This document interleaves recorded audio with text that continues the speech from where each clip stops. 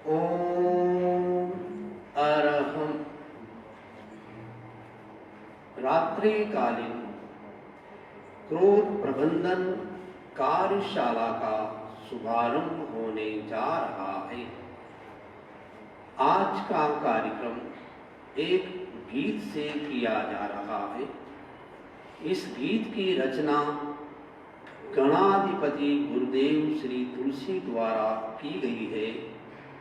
इस प्रोग्राम को देखने वाले फेसबुक पर जो इसको प्रोग्राम को देख रहे हैं उन सबको ये पेपर गीत का भेजा गया है। आप गीत का पेपर खोलें, साथ साथ में गीत गा सकते हैं।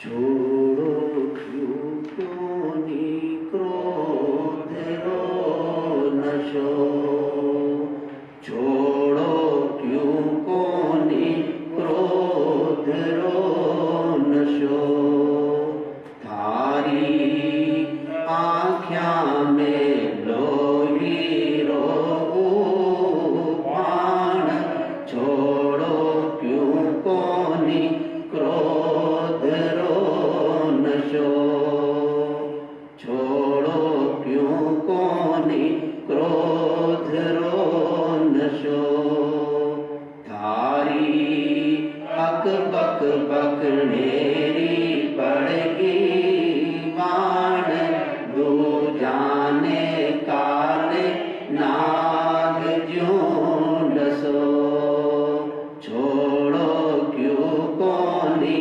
क्रोध रो नशो, क्रोध बड़ो दुर्गुण दुनिया में घट घट में बसनारो, क्रोध बड़ो दुर्गुण दुनिया में घट घट में बसनारो, जिन घट में नहीं क्रोध निवासी,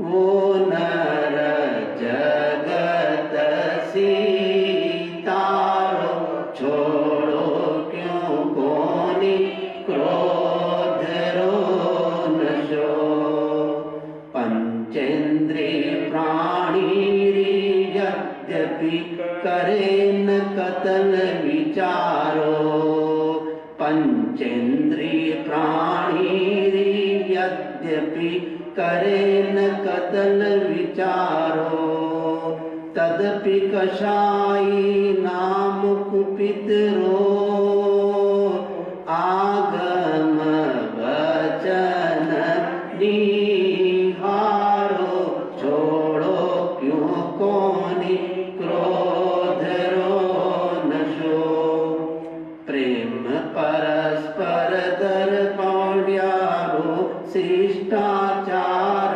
सदारो, प्रेम परस्पर दर्पण्यारो, शिष्टाचार सदारो, क्षण भर में तृण खेचू तोड़े, बोल वचन मुख खारो, छोड़ो क्यों कोनी क्रोध रो, गाली सुन्या न हुए गुमड़ा, छिदे न अन्यवतारो, गाली सुन्या न हुए गुमड़ा, छिदे न अवयवतारो, थे जो सहसो समभावासु, तो वो पीछ तावण हारो,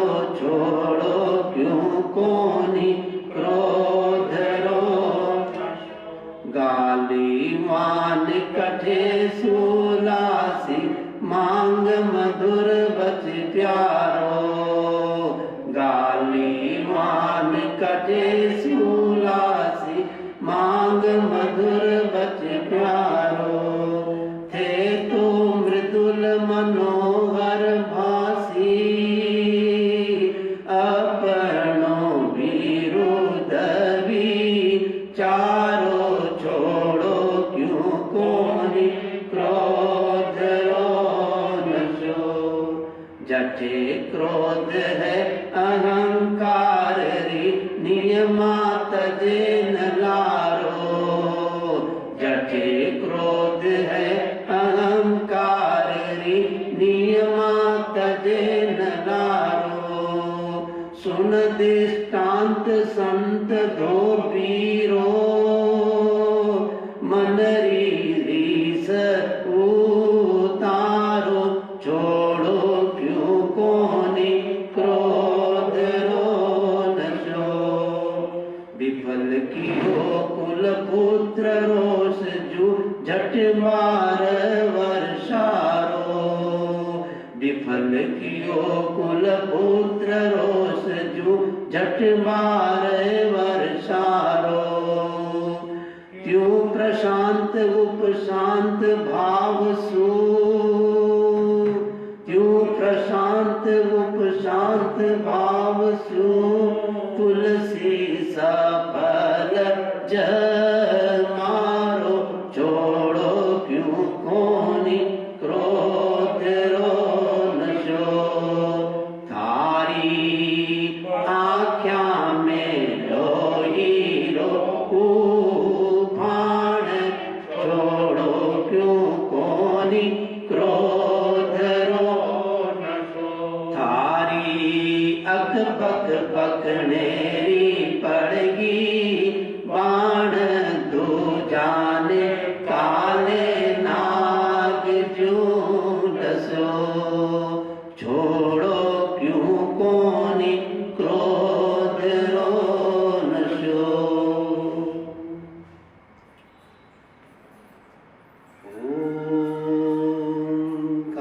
ओंकार बिंदु संयुक्तम नित्यं ध्यायन्ति योगिनः। कामदं मोक्षदं चैव। ओंकाराय नमो नमः। ओंकाराय नमो नमः। ध्यानं मूलं गुरोमूर्ति। पूजा मूलं गुरोपदम्। मंत्रं मूलं गुरोवाक्यं। मोक्षं मूलं गुरुकृपा। मोक्षं मूलं गुरुकृपा। परम आराध्य के पावन चरणों में वंदन। हैदराबाद में विराजित महातपस्वी आचार्य श्री महासमण जी के पावन चरणों में वंदन। अत्र विराजित शासन श्री मुनि श्री सुरेश कुमार जी स्वामी, मुनि श्री संबोध कुमार जी स्वामी, इस फेसबुक के माध्यम से जय जय जिन शासन पेज पर जुड़े हुए समस्त भाइयों और बहनों, आज का टॉपिक है कार्यशाला का एंगर मैनेजमेंट अर्थात क्रोध प्रबंधन। सब शांति चाहते हैं, अशांति कोई नहीं चाहता। फिर भी आदमी अशांत हो जाता है। शांति की सब चर्चा करते हैं, मगर इस बात को भूल जाते हैं कि आवेश का शमन किए बिना शांति को प्राप्त नहीं किया जा सकता। आवेश भी चले और शांति की चर्चा भी चले तो इससे बड़ा आश्चर्य क्या होगा। यदि हमें सचमुच में वास्तविक शांति चाहिए तो हमें अपने आवेग और आवेश पर कंट्रोल करना होगा। आज इस कार्यशाला में अभी आपके सामने आचार्य श्री तुलसी के एक गीत का संगान किया और गीत में सब कुछ आ गया। आचार्य तुलसी की विशेषता थी, गीतों में ऐसी बातें जोड़ दी जाती थी कि वो गीत भी प्रेरणा मिल जाता है और विषय की प्रस्तुति भी गीत में हो जाती है। क्रोध के बारे में कहा गया है कि यह क्रोध एक प्रकार से काले नाग की तरह है। जैसे कोई नाग किसी को डसता है तो वो मर जाता है, तो इसी तरह से क्रोध भी एक प्रकार का नाग है, ये नशा है। जैसे तंबाकू आदि का नशा होता है वैसे क्रोध का भी नशा होता है। तो इसमें कहा है छोड़ो क्यों कोनी क्रोध रो नशो, एक प्रकार का नशा है। तो जब आदमी क्रोध करता है तो वाणी भी उसकी सही नहीं निकलती। मुझे आज तक एक भी आदमी ऐसा नहीं मिला कि जो गुस्सा भी कर रहा है और मीठा भी बोल रहा है। गुस्से में आदमी मीठा बोल नहीं सकता, इसलिए गीत में लिखा है थारी अकबक बकनेरी पड़गी बाण। उसकी वाणी में अंट संट बोलना लग जाता है। क्रोध बड़ो दुर्गुण दुनिया में घट घट में बसनारो। ये एक क्रोध ऐसा दुर्गुण है जो हमारी अनेक प्रकार की अच्छाइयों को खत्म कर देता है। और जिस घट में नहीं क्रोध निवासी वो नर जगत सितारो। जगत का सितारा कौन है? जिसके घट में जीवन में क्रोध नहीं है। और क्रोध प्रीति का नाश करता है। इस तरह से जहां क्रोध है वहां अहंकार है, नियमा है। बिना अहंकार के क्रोध आ नहीं सकता। कोई व्यक्ति अहंकारी हो, गुस्सा न करे, समझ में आ सकता है, लेकिन गुस्सा कर रहा है, मान लेना चाहिए इसके अंदर अहंकार है। जैसे जहां पर धुआं है तो यानी कि नीचे अग्नि लगी है, लेकिन कोरी अग्नि हो, धुआं हो जरूरी नहीं, निर्धूम अग्नि भी होती है। लेकिन लक्षण से तर्क शास्त्र में, दर्शन शास्त्र में हेतु से कारण को जाना जा सकता है। जैसे धुएं से जाना जा सकता है कि कहीं आग लगी है, वैसे क्रोध से ये जाना जा सकता है कि अंदर में कितने कषाय है। इसलिए आचार्य तुलसी ने इस गीत के अंतिम पद में लिखा है विफल कियो कुल पुत्र रोष जो झट 12 वर्षा। एक लड़के के पिताजी की किसी व्यक्ति ने हत्या कर दी। हत्या भी क्रोध के कारण होती है। और उसकी मां ने कहा इस हत्यारे को ढूंढा जाए। ढूंढते ढूंढते 12 साल हो गए और योग संयोग की बात वो हत्यारा उसके घर में आ गए और उसकी मां ने पहचान लिया। अपने लड़के को बोला ये तो वही हत्यारा है जिसने तेरे पिताजी की हत्या की थी, अब मौका है बदला लेने का। ऐसा किया। जब तक जिसके कारण नहीं जानेंगे तो समाधान नहीं होगा। तो आचार्य श्री महाप्रज्ञ जी ने ये है कि उसके अंदर में क्रोध अंदर था और क्रोध जाग गया तपस्या करने से। पित्त की जो पित्त पैदा हुआ लगभग 350 ग्राम, तो क्या हुआ उस पित्त का खर्चा उन्होंने ध्यान में, जाप में, स्वाध्याय में, मौन में कर लिया। और अगर वो पूरा तपस्वी है और स्वाध्याय ध्यान आदि नहीं किया तो उसको गुस्सा आना स्वाभाविक है।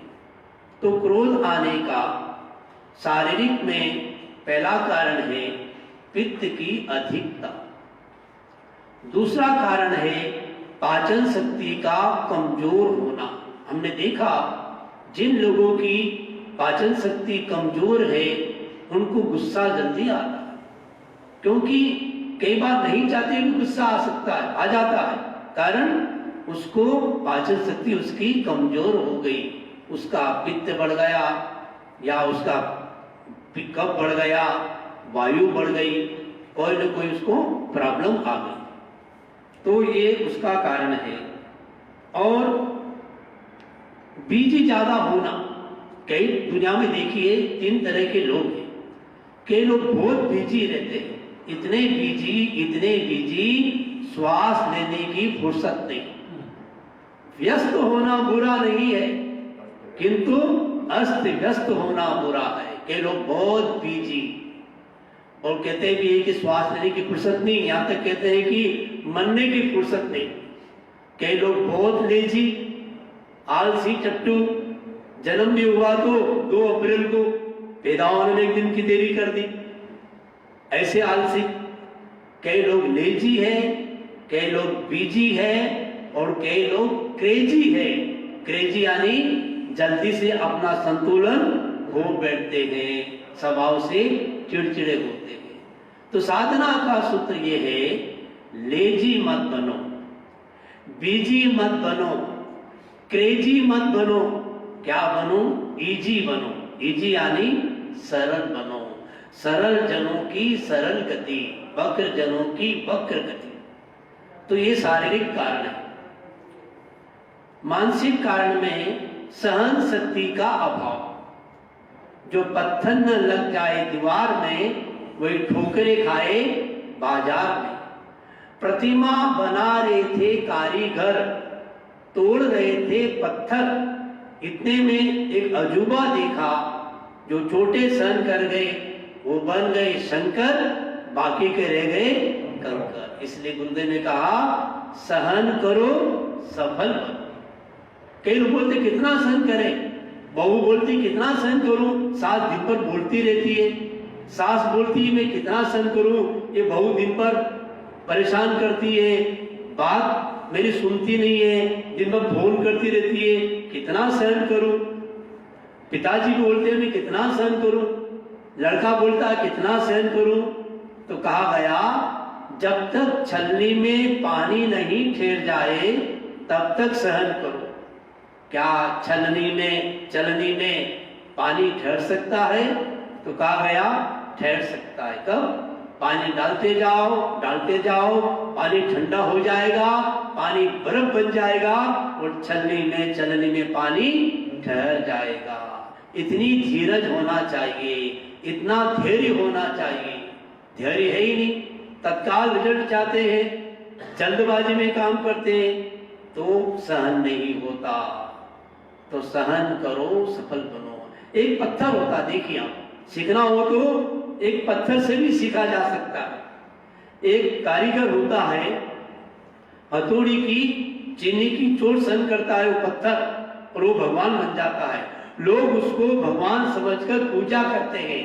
पत्थर पहली बार मंदिर में जाता है, कोई पत्थर कभी रिजेक्ट नहीं होता, कैसा भी पत्थर है, चाहे उसमें मार्बल का निशान लगा हुआ है, लेकिन वो मंदिर में गया तो वापस नहीं आए। पत्थर पहली बार मंदिर में जाता है और लोग उसको भगवान समझकर पूजा करते हैं। और हम लोग कितनी बार मंदिर में गए हैं, अभी तक नादान बने हुए हैं। हमसे पत्थर भी कई दृष्टि से अच्छा है। तो एक कारीगर जा रहा था, पत्थर को उठाया, चोट मारी मूर्ति बनाने के लिए, तो वो पत्थर रो पड़ा, पत्थर में से पानी निकल गया। रूपक की कहानी है। अब उसने पत्थर को छोड़ दिया, उसने दूसरा पत्थर उठाया मूर्ति बनाने के लिए, तो उस पत्थर ने सहन कर लिया, पानी नहीं निकाला अंदर से, और वो सहन कर लिया तो वो क्या बन गया? मूर्ति बन गई। तो लोग उसकी पूजा करते हैं और उस पे नारियल भी चढ़ाते हैं। अब नारियल किस पे फोड़े? वो पत्थर पहले जो नीचे रो रहा था उसी के ऊपर फिर नारियल फोड़ते हैं। पहले से वो सहन कर लेता तो उस पे फिर वो चोट नहीं लगती। रूपक है, समझने की बात। तो कहा गया दूसरा कारण सहन शक्ति का अभाव। सहन करो, सफल बनो। तो आज हम शिकायत करते हैं, सर्दी के मौसम में शिकायत करते हैं, सर्दी बहुत बढ़ गई, ठीक है को, लेकिन सर्दियों को गाली मत दो। सर्दी से बचने का उपाय किया जा सकता है, लेकिन सर्दी को दोष मत दो। सर्दी भी जरूरी है, गर्मी भी जरूरी है, बारिश भी जरूरी है। और हमको भगवान महावीर स्वामी ने कहा, साधु कौन? सेहु सिण चाई से निगन थे। साधु वह जो सर्दी, गर्मी, भूख, प्यास, सुख दुख में सम रहता है, वो साधु है। सहन किया उसने, तो वो बन गया। तो ये जो जीवन में क्रोध, ये जो क्रोध है, इसका कारण बताया कि सहन शक्ति का अभाव। तो कैसे हमारी सहन शक्ति तो हम शिकायत करते हैं, गर्मी बढ़ गई, सर्दी बढ़ गई। वस्तुतः न गर्मी बढ़ी है न सर्दी बढ़ी है, क्या घटी है? हमारी सहन शक्ति घट गई। सहन शक्ति को बढ़ाया जाए तो क्रोध आने का मानसिक रूप से जो कारण है वो है सहन शक्ति का अभाव। दूसरा कारण है आग्रह करना। आग्रह, कोई चीज का आग्रह नहीं करना चाहिए। शनि राहु केतु से खतरनाक कोई ग्रह है तो दो ग्रह है, आग्रह और दुराग्रह। तो आग्रह नहीं करना चाहिए कोई बात को, खास कम से कम विचारों का आग्रह नहीं होना चाहिए। मैं जो कहता हूं वो सत्य है ऐसा नहीं कहना चाहिए। जो सत्य है वो मेरा है ऐसा कहना चाहिए। दोनों में बड़ा अंतर। तो इससे क्या होगा? झगड़ा नहीं होगा, क्रोध नहीं आएगा, लड़ाई नहीं होगी। क्रोध आने का तीसरा कारण है किसी से ज्यादा अपेक्षा रखना। जो व्यक्ति दूसरे से जितनी ज्यादा अपेक्षा रखेगा और अपेक्षा की पूर्ति नहीं होगी, उपेक्षा हो जाएगी, तो उसको फिर गुस्सा आएगा। जैसे मानो कोई व्यक्ति किसी घर पर गया, उसने बुलाया, इसने तो गया, उसने दरवाजा खटखटाया, नॉक किया, लेकिन खोलते ही नहीं। तो आपके मन में क्या आएगा? कहने गलत जगह तो नहीं आ गया। मानो उसने दरवाजा खोल भी दिया लेकिन मुस्कुराया ही नहीं, आप क्या सोचेंगे? घर पे आने तो पानी का नहीं पूछेंगे। मानो मुस्कुरा दिया लेकिन ये तो कहे ही नहीं कि यू आर वेलकम। मानो उसने ये भी कह दिया लेकिन आपने सोचा नाश्ते का तो पूछे ही नहीं। मानो उसने नाश्ते का भी पूछ लिया लेकिन आप गए थे भोजन करने के लिए, भोजन का नहीं पूछा। तो आपने जितनी ज्यादा उस सामने वाले से अपेक्षा रखी उतनी उपेक्षा होगी। आज इस टॉपिक से अगर हम सबको क्रोध पर कंट्रोल रखना है, ये छोटा सा व्यवहारिक उपाय है। सास को बहू से अपेक्षा रहती है, लेकिन अगर सास बहू से ज्यादा अपेक्षा रखेगी तो उसकी उपेक्षा होगी, फिर उसको क्रोध आएगा। बहू को भी सास से अपेक्षा रहती है, ज्यादा अपेक्षा रखेंगे तो उपेक्षा होगी, क्रोध आएगा। शिष्य को गुरु से अपेक्षा रहती है, लेकिन ज्यादा अपेक्षा रखेगा कि मैं इतना काम कर रहा हूं, मेरा नाम क्यों नहीं आया, मेरा उल्लेख क्यों नहीं हुआ, ऐसा क्यों नहीं हुआ, तो क्या होगा? फिर उपेक्षा हुई तो गुस्सा आएगा। गुरु भी शिष्य से अगर ज्यादा अपेक्षा रखे तो उपेक्षा हो जाएगी। इसलिए बताया मानसिक रूप से कि दूसरों से ज्यादा अपेक्षा नहीं रखना। तीसरा है भावनात्मक कारण, इमोशनल कारण, और इसमें है ईगो, अहंकार। अभी गीत में कहा जठे अहंकार नीलिमा, जहां क्रोध है तो अहंकार रूपी घोड़े पर बैठकर क्रोध आता है। तो हम अपने जो ईगो है, ईगो पे चोट लगती है, मैं बड़ा हूं तो क्या होगा, ऐसा सोचेंगे, हो जाए। तो कौन छोटा कौन बड़ा, ये सब व्यवहार है। कई अध्यात्म के क्षेत्र में कहा गया नो हीणे नो ऐरित्य, कोई छोटा नहीं कोई बड़ा नहीं। एक संत प्रवचन दे रहे थे और संत पाठ पर बैठते हैं, आजकल कठिनाई होती तो कुर्सी पे बैठते हैं, कहीं चौकी पे भी बैठते हैं। तो संत चौकी में बैठे प्रवचन दे रहे थे और कह रहे थे कि महावीर स्वामी ने कहा कोई छोटा नहीं कोई बड़ा नहीं। एक आदमी जानकर ज्यादा होगा, उसने कहा महाराज साहब आप बड़े हो हम छोटे हैं, कैसे? आप बैठे हैं चौकी के ऊपर, हम बैठे जमीन के ऊपर, तो आप बड़े हम छोटे। संत ने कहा नहीं करेक्शन करो, अब मैं छोटा और आप बड़े। भले महाराज साहब ये कैसी बात है, क्या कोई संत से कोई साधक बड़ा हो सकता है? फिर हम तो नीचे बैठे हैं, आप ऊपर बैठे हो, दिख रहे तो आप बड़े हो, हम तो छोटे हैं। संत ने कहा मैं छोटा हूं और तुम बड़े हो। वो कैसे?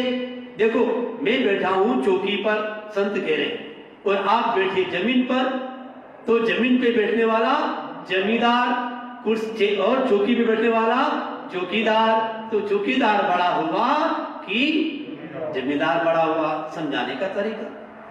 कितना भी अगर आपने दान दे दिया, लेकिन संत ही बड़ा होता है।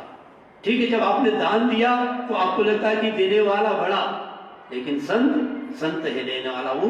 तो यह अहंकार, ईर्ष्या के कारण भी महिलाओं में ईर्ष्या जल्दी आएगी और आदमी में क्रोध जल्दी आएगा। आप प्रयोग करके देख लीजिए, 10 महिलाओं को आप पर प्रयोग करिए तो 10 महिलाओं में जो क्रोध आया उसका कारण क्या? ईगो नहीं, उसका कारण ईर्ष्या। और आदमी को जो क्रोध आया उसका कारण क्या हुआ? ईगो, अहंकार, कि उसने कैसे कह दिया मैं बड़ा हूं, मैं बड़ी हूं, ऐसा चिंतन किया। एक महिला रोजाना किसी घर पे जाती थी छाछ लेने के लिए, और आज भी राजस्थान में भी देखा, मैंने एमपी में भी देखा कि लोग सुबह सुबह छाछ बनाते। जिस घर में गाय भैंस वगैरह है तो छाछ बनाते और छाछ वो ऐसे देते फ्री में, पैसा नहीं देते। और घर की छाछ की होड़ भी नहीं होती, वो पानी भी नहीं डालते, मिलावट भी नहीं करते, कि सहज ही छाछ हुई है। तो एक बहू घर में आई छाछ लेने के लिए। अब योग संयोग की बात, घर में उस दिन छाछ खत्म हो गई या किसी कारण से बना नहीं पाए, तो उस बहू ने कहा, बड़े प्रेम भाव से कहा, बहन जी आज छाछ नहीं बना सके। बोलो कोई बात नहीं, चले गए। अब रास्ते में योग संयोग से उस घर की सास मिली। सास ने कहा आज क्या बात, खाली बर्तन कैसे? बोले आपकी बहू ने छाछ के लिए मना कर दिया। छाछ के लिए मना कर दिया उसने? चलो मैं देती हूँ। उसको बड़ा खुशी हुई, वो भी तेज दौड़ के ही सास पे चली गई। घर में पहुंची सास, और सास ने बहू से कहा कि आज छाछ नहीं है। आज छाछ नहीं, ये बात तो बहू ने पहले बता दिया उनको। तो वो सास ने कहा बहू कौन होती मना करने वाली, इस घर की सास मैं हूं, और जा अब मैं कहती हूं कि छाछ नहीं है। ये क्या है? ये अहंकार, छोटे बड़े का, कि मैं बड़ा मैं छोटा। सबसे बड़ा कौन? कि कितने बड़े होते? दही बड़ा, नेगडू बड़ा, और कई बड़ा, और सबसे बड़ा कौन सा? मैं बड़ा। कहता ना आदमी मैं बड़ा हूं, तो कोई छोटा नहीं कोई बड़ा नहीं। व्यवहार में चलता है छोटा बड़ा, रियल में कोई छोटा और बड़ा नहीं होता है। तो ये क्रोध आने के ये सारे कारण है। आदमी की इच्छाएं ज्यादा होती, इच्छा की पूर्ति नहीं हुई, मन के अनुरूप काम नहीं हुआ। आपने अपने नौकर को, अपने किसी घर को, परिजन को काम बता दिया कि ये काम करना, ये सब्जी बनाना, लेकिन वो बना नहीं पाए, तो आपको क्या होगा? आपकी मन की इच्छा की पूर्ति नहीं हुई। और क्रोध की क्या नियम है? क्रोध का नियम है नॉर्मली कि बड़ा आदमी छोटे पर क्रोध करता, छोटा आदमी बड़े पर क्रोध नॉर्मली नहीं करता। वो छोटा करेगा क्रोध बड़े पर जो ज्यादा पढ़ा लिखा हो गया, अपने माँ बाप के सामने भी क्रोध कर रहा, तो ये सही नहीं है। नॉर्मली जो क्रोध है वो बड़ा व्यक्ति छोटे पर करता है, फिर छोटा जिस पे करेगा उससे छोटे पे करेगा, छोटा और छोटे पे करेगा, ऐसे ट्रांसफर होता जाता है। तो जो क्रोध आता है, वैज्ञानिक लोगों ने इसका शोध की कि एक आदमी जो बहुत गुस्सा करता था तो उसका इंजेक्शन के माध्यम से ब्लड को लिया गया और प्रयोग करने के लिए उस ब्लड को एक चूहे में डाला गया। घड़ी लगाई, उस चूहे में बहुत शक्ति आई, इतनी शक्ति आई 23 मिनट तक वो चूहा बहुत तेज दौड़ा, इतनी शरीर में गर्मी आ गई। 24 मिनट में वो तड़पने लग गया 25 मिनट हुए, कान में से खून निकला और वो चूहा मर गया। कहते हैं 3 दिन की बुखार में जितनी शक्ति खर्च होती है उतनी शक्ति मात्र 10 सेकेंड के गुस्से में खर्च हो जाती है। वैज्ञानिक लोगों ने परीक्षण किया। तो क्रोध हमें नहीं करना चाहिए, ये तो उपदेश दिया जाता है। गुस्सा तो मुझे भी आ जाए मानो कभी, लेकिन गुस्से को कंट्रोल में करना वो जरूरी है। इस 5वें आने कोई व्यक्ति वीतराग बने या न बने, कम से कम मीतराग तो बने। हमारे जैसे जैसे उम्र बढ़ती है तो हमारा राग देश घटना चाहिए कि बढ़ना चाहिए? क्या हो रहा है? बढ़ते हैं। तो क्रोध के रिजल्ट देखिए आप। क्रोध आने से क्या नुकसान हुआ? सबसे पहला नुकसान हुआ डिसीजन हमारा गलत हो जाएगा। जो निर्णय शांत मुद्रा में लिया जाएगा वो निर्णय हमारा गलत नहीं होगा। और कहा गया क्रोध आए 4 काम कभी मत करो। नंबर 1, कोई डिसीजन मत लो, कोई त्याग मत करो। क्रोध में यदि आपने त्याग किया तो वो त्याग नहीं कहलाएगा। क्रोध में आकर यदि मानो कि संसारा भी कर लिया वो आत्महत्या से कम नहीं। क्रोध में आकर न त्याग करना, क्रोध में न कोई डिसीजन लेना, क्रोध में खाना नहीं खाना। क्रोध में खाना खाया हुआ खाना क्या बन जाएगा? जहर बन जाएगा। पति पत्नी झगड़ रहे थे, छोटा बच्चा रो रहा था। पत्नी ने सोचा बच्चे को दूध पिला के सुला दूं, आराम से शांति से झगड़ा करूंगी। तो झगड़ा शांति से होता है क्या? और सोचा कि बच्चा नहीं देखे, नहीं तो बच्चों को ट्रेनिंग मिल जाएगी कि ये झगड़ा करते हैं, गुस्सा करते हैं। तो उसने अपना दूध पिला दिया, बच्चे को सुला दिया। क्रोध झगड़ा समाप्त हुआ। 10 मिनट में देखा कि बच्चा तो हिलते ही नहीं। बहुत हिलाया, पप्पू पप्पू क्या हुआ? पप्पू क्या, वो तो गया, पप्पू हो गया पूरा। तो डॉक्टर को बुलाया। अरे डॉक्टर साहब ये बच्चे को क्या हो गया? इतनी देर से हम इसको हिला रहे हैं। तो डॉक्टर ने चेक किया, किसी ने इसको जहर पिलाया। झूले में तो कोई सांप भी नहीं आया, झूले के अंदर में कुछ नहीं, बोले इसके शरीर में जहर गया। बताओ इसको तुमने क्या खिलाया पिलाया? कुछ भी नहीं खिलाया। तो कुछ पिलाया? बोले हाँ पिलाया। क्या पिलाया? बोले हमने इसको दूध पिलाया। कब पिलाया? बोले हम गुस्सा कर रहे थे, झगड़ा कर रहे थे। बस बात समझ में आ गई। जब आदमी गुस्सा करता है तो उसके शरीर में लैक्टिक एसिड नाम का एक पॉइजन होता है, वो पैदा होता है। और वो लैक्टिक एसिड नाम का पॉइजन उस बच्चे के शरीर में गया और बच्चा असमय में संसार से चला गया। तो कहते हैं क्रोध में खाना नहीं खाना, क्रोध में त्याग नहीं करना, क्रोध में डिसीजन नहीं लेना, और सबसे महत्वपूर्ण बात है क्रोध में कभी यात्रा पे नहीं जाना। क्रोध में घर से निकल गए, बस समझो कि अब मुश्किल है। क्रोध में कभी भी यात्रा पे मत जाइए। प्राचीन समय के लोग घर से निकलते थे। मैंने अपने परिवार में देखा, हमारे संसार से पिताजी जब घर से रवाना होते तो वो रुक जाते थे। क्यों, क्या हो गया? तो बड़े भाई ने बताया सकून देख रहे। और सकून अनुकूल मिल गया। आज भी पुराने जमाने के लोग देखिए तो क्या हुआ, अगर मानो घर से झगड़ा करके निकले थे और वहां रुक गए तो श्वास नॉर्मल हो गई, अनुकूल स्वर मिल गया, अनुकूल सुकून मिल गया, फिर आपको वो एक्सीडेंट नहीं होगा। आज इतने एक्सीडेंट क्यों हो रहे? अगर जितने एक्सीडेंट हो रहे हैं, अगर इसका सारा डेटा कलेक्ट किया जाए तो ये पता चलेगा जल्दबाजी में घर से निकल गए। हमारे पास गुरुदेव की कृपा से ऐसे उपाय हैं कि हम एक्सीडेंट से बच सकते हैं।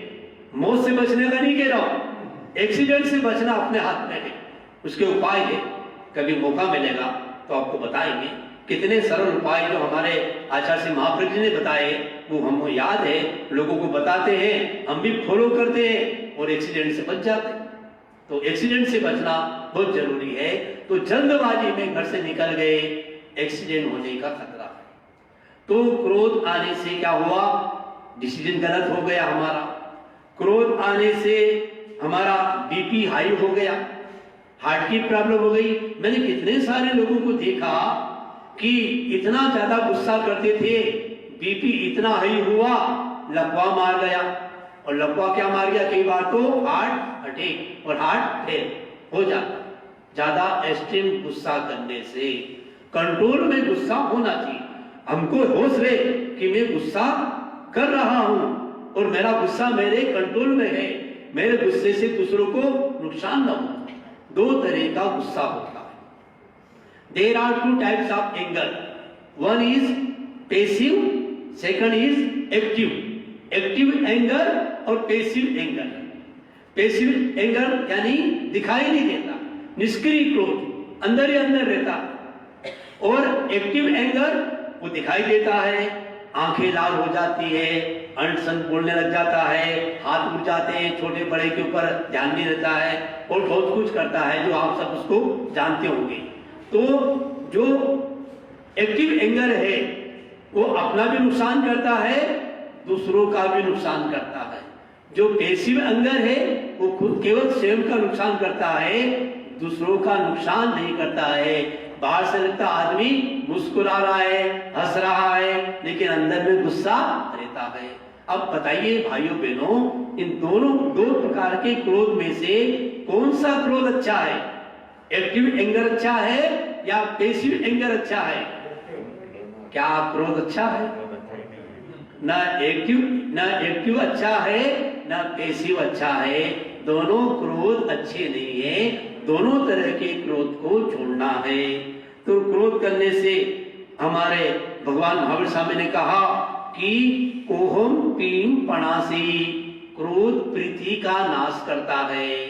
आपके कोई मित्र है, आपने गुस्सा किया, मित्रता नष्ट हो गई। आप लोग व्यापारी हैं और अगर गुस्सा करोगे बार बार ग्राहक के ऊपर, आपकी दुकान भी ज्यादा नहीं चलेगी। और यदि आप व्यापारी हो और यदि आप कोई लोग भावताव कर रहे हैं, आप शांति से बोले ठीक है, अभी आपको मेरी साड़ी आदि पसंद नहीं आई, अगली बार फिर मौका देना, यू आर वेलकम। इतना प्रेम से बोल दिया, वो दोबारा ग्राहक फिर आएगा। और आपने 10 बार उसको साड़ी दिखाई और उसने एक बार भी नहीं ली और आप उसको वापस गुस्सा करके पता नहीं क्या बोल रहे हैं, क्या दोबारा आएगा? वो नहीं आएगा। तो क्रोध नहीं करने से दुकान भी अच्छी चलेगी आपकी। और यदि आप प्रशासन हो, प्रशासनिक व्यक्ति हो, तो गुस्सा नहीं करो, बोले कितने अच्छा ये संत है, कितने अच्छे पुलिस है, कितना अच्छा ऑफिसर है, ये गुस्सा ही नहीं करता, बहुत बड़ी बात। घर में सबसे बड़े व्यक्ति है और गुस्सा नहीं करता है, बहुत बड़ी बात। तो वो उसका रिजल्ट अच्छा है। क्रोध का परिणाम कटु होता है। एक हमारे महाराज साहब है अभी मुनि महेंद्र कुमार जी, बम्बई में रहते हैं, प्रोफेसर है, बहुत सारे उनको उपाधि दी गई आचार्य महासमण जी ने। उनकी एक बहन है, नाम तो मुझे याद नहीं बहन का, तो वो बता रही थी कि उसका घर वाला गुस्सा बहुत करता था। वो आचार्य महाप्रभु जी के पास में गई कि गुरुदेव मेरे घर वाला गुस्सा बहुत करता है और खाना को ठोकर मार देता है और कहती है तुम खाना बनाने में जानती हो, इतना नमक डाला है, इतनी मिर्ची डाली है, 100 बातें मुझे सुना देता है, क्या करना चाहिए? आचार्य महाप्रभु जी ने कहा तुम ज्योति केंद्र परीक्षा का अभ्यास करो, दीर्घ श्वास का अभ्यास करो। वो अभ्यास हुआ और घर वाला कितना भी बोला, अब वो गुस्सा आता ही नहीं। और वो कुछ दिन बाद, अब एक आदमी किस पे गुस्सा करे, तो कुछ दिन बाद शांत हो गया और पत्नी को बोला आजकल तुझे क्या हो गया? तू पहले खाना इतना कड़वा बनाती थी, अब खाना इतना मीठा कैसे बनाती है? तूने क्या डाल दिया उसने? तो गुरुदेव ने कहा क्रोध के परमाणु कड़वे होते हैं, प्रेम के परमाणु मीठे होते हैं। भले पहले तुम खाना परोसती थी, उसके साथ में क्रोध भी परोसती थी। बाहर से घर वाला आया है, तत्काल अपना बीबीसी लंदन चालू मत रखो, बेलों के लिए कहता हूं। यानी 10 डिमांड कर दिया आपने, अरे अभी वो कितने झगड़ के आया, कहां का से क्या आया, उसको स्वास्थ्य तो लेने दो, बाद में कुछ कहना है, खिलाकर कुछ कहो, खाली पेट कहोगे वो गर्म हो जाए। तो प्रेम से उसको कहा जाए। तो ये क्रोध एक ऐसा परिणाम है, तो इसके कारण बहुत सारी समस्या होती है। और तलाक की जो समस्या आज कितने तलाक हो रहे, छोटी छोटी बात के लिए तलाक हो रहे, कारण सहन नहीं होता है, गुस्सा किया जा रहा है।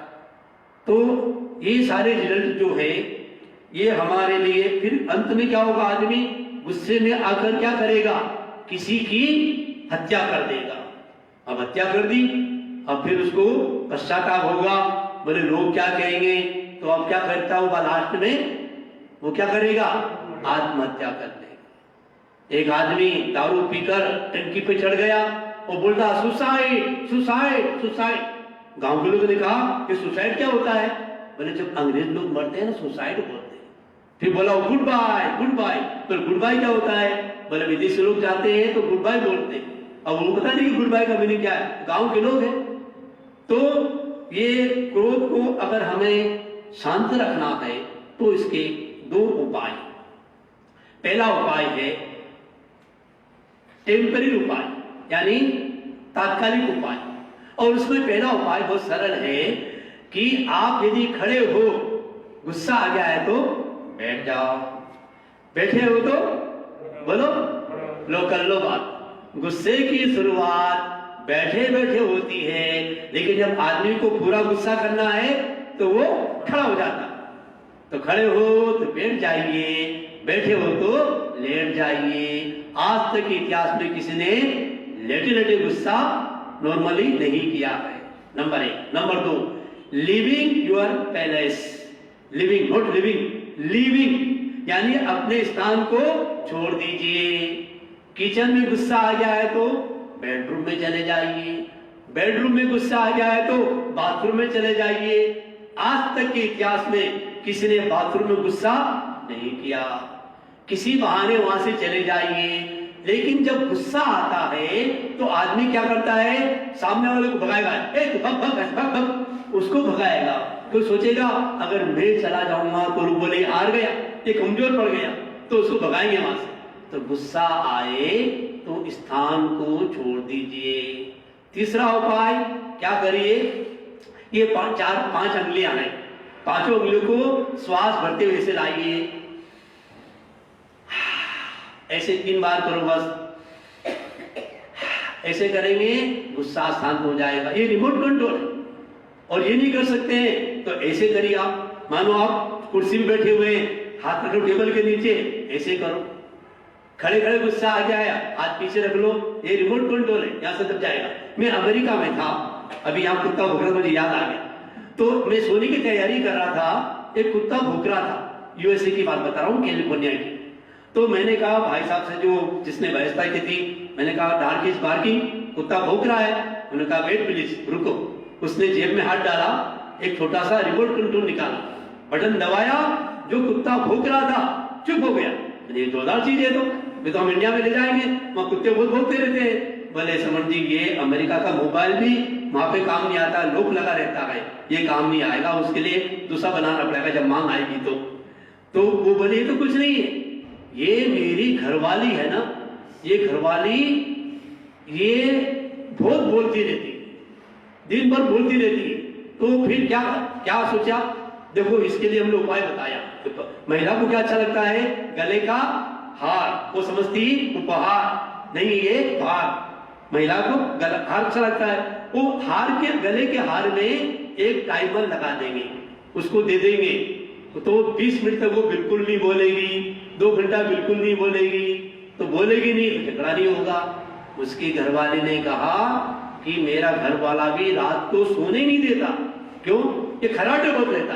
तो फिर क्या सोचा, आदमी को क्या अच्छा लगता है, अंगूठी, उसको दे देंगे अंगूठी, उसमें लगा देंगे टाइमर, 5 घंटे तक पड़ा रहेगा। उसने बताया अपनी भाषा में, उसका नाम लेता नहीं था, उसको फोन कर दोगे। कई तरह के संस्मरण करते हैं यात्रा में। तो इस तरह से ये रिमोट कंट्रोल है, ऐसे करो आप गुस्सा आ जाए तो। ये सब टेम्परेरी उपाय और सरल उपाय जो हमने अनुभव किया, बहुत अच्छा उपाय है। हर 1 घंटे में, अच्छा हो कि जब गुस्सा आए तभी करो, लेकिन तब तो याद नहीं आएगा, तो पहले से करो। क्या करो, दाहिने हाथ के अंगूठे से दाहिने स्वर को बंद कर दो, हीटर बंद, कूलर चालू। तो राइट बंद, लेफ्ट से लेना छोड़ना कितनी देर, मात्र 30 सेकेंड आंख बंद करके बैठ जाओ और भावना करो दुनिया में सबसे शांत व्यक्ति कौन है। मानो वर्तमान में हमारे गुरुदेव आचार्य श्री महासमंत जी वो सामने बैठे हैं और उनका हाथ ऐसा है तो हम भी ऐसे कर रहे हैं, उनका गुस्सा शांत है तो हमारा गुस्सा भी शांत हो जाएगा। ऐसे भावना तो आप हर एक घंटे में गुस्सा आए चाहे ना आए, हर एक घंटे में ये प्रयोग करो। आप बस 1 घंटा हो गया, राइट शॉट को बंद कर दो, आधा मिनट के लिए आपको गुस्सा को कितना भी छेड़े। के लोग बोलते ऐसे तो गुस्सा नहीं आता है, लेकिन कोई छेड़े तो गुस्सा आता। अरे बिना छेड़े तो सांप भी नहीं काटेगा, कोई छेड़े और गुस्सा ना आए वो बड़ी बात है। मार सके पर मारे नहीं ताको नाम मर्द। मर्द कौन होता है कि मैं गुस्सा कर सकता हूं फिर वो गुस्सा न करूं, वो बड़ी बात है। तो ये क्रोध शमन के टेम्पररी उपाय है।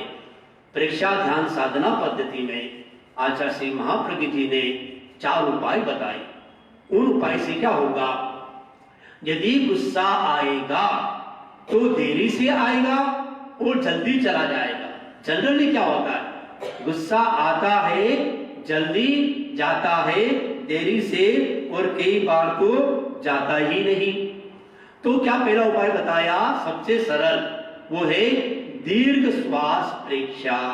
आप देखना जब भी गुस्सा आएगा श्वास की संख्या बढ़ जाएगी। आप श्वास को दीर्घ कर दो, लंबा श्वास लो, लंबा छोड़ो। 1 मिनट के लिए आप देख लीजिए कैसे करना चाहिए ताकि आप बाद में कर सकेंगे। सावधान, आंखें कोमलता से बंद, gently close your eyes, concentrate your mind on your navel, take long breathing, लंबा श्वास लें, लंबा श्वास छोड़ें, दीर्घ श्वास प्रेक्षा का अभ्यास करें। अभ्यास हो जाने पर 1 मिनट से लेकर 5 मिनट तक कर सकते हैं। इस प्रयोग का नाम है दीर्घ श्वास प्रेक्षा। दूसरा प्रयोग है ध्यान की मुद्रा में ही करिए। अपने चित्त को ज्योति केंद्र पर केंद्रित करें। ललाट के मध्य ज्योति केंद्र, सेंटर ऑफ एनलाइटनमेंट।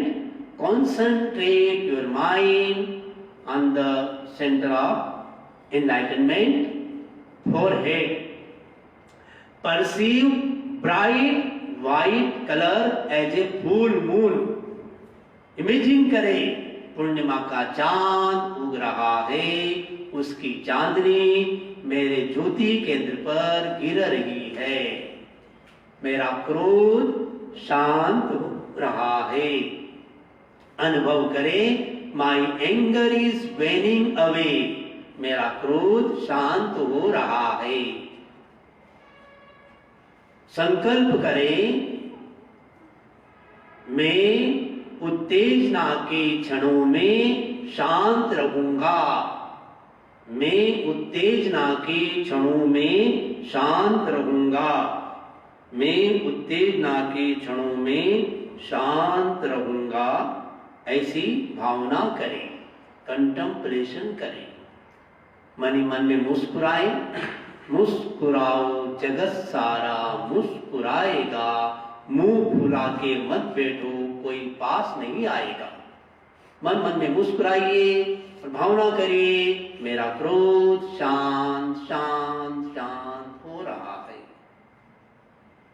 दोनों हाथ को प्रार्थना की मुद्रा में रखिए और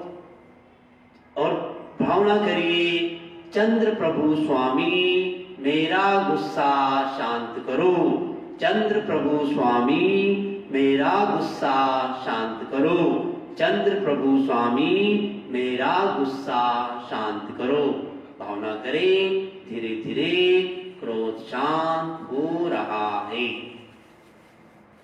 धीरे धीरे प्रयोग संपन्न करें। ये छोटे छोटे उपाय, इन उपायों के द्वारा अब अपने क्रोध को खत्म तो नहीं कर सकते 5 वारे में। जब तक 5 वारा है तब तक तो क्रोध बिल्कुल खत्म नहीं होगा, कंट्रोल में रहेगा। तो उसके लिए एक उपाय और दूसरा है खेचरी मुद्रा। जीभ को उलटकर तालू से लगा दें। खेचरी मुद्रा करो, आप कितने भी गाली दो, दे सकोगे? बोल नहीं सकोगे, गाली क्या। जब आपने खेच में लगा दिया, आप कुछ बोलो नहीं बोल पाओगे। तो अच्छा हो उसी समय करो, पहले से अभ्यास करो। खेचरी मुद्रा का अभ्यास, जीभ को उलटकर तालू से लगाना, ये खेचरी मुद्रा का अभ्यास बहुत बढ़िया है। एक छोटा सा मंत्र भी बहुत काम करता है। क्रोध के शमन के लिए बहुत अच्छा मंत्र है। ओम ह्रीं श्रीं शांते प्रशांते क्रोधापशमनी ह्रीं स्वाहा। ओम ह्रीं श्रीं शांते प्रशांते क्रोधापशमनी स्वाहा।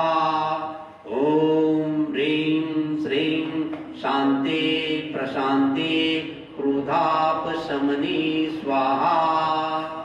यदि किसी को ये मंत्र बड़ा लगता हो तो छोटा सा मंत्र है।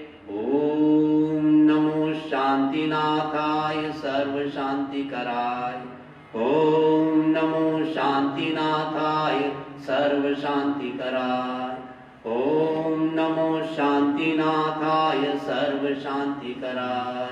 ओम नमो शांतिनाथाय सर्व शांति कराय।